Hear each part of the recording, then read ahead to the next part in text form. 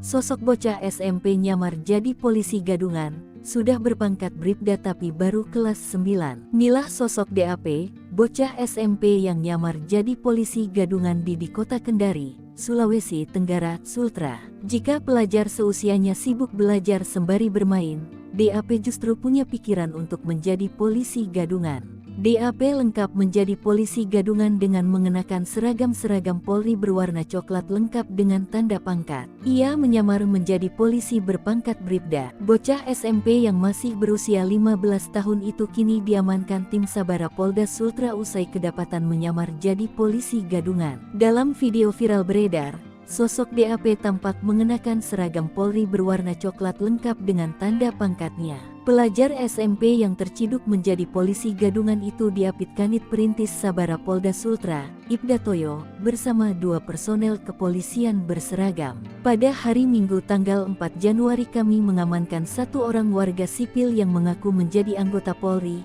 kata Ibda Toyo dalam rekaman video viral tersebut, dikutip dari Tribun Sultra, Senin tanggal 5 Februari tahun 2024.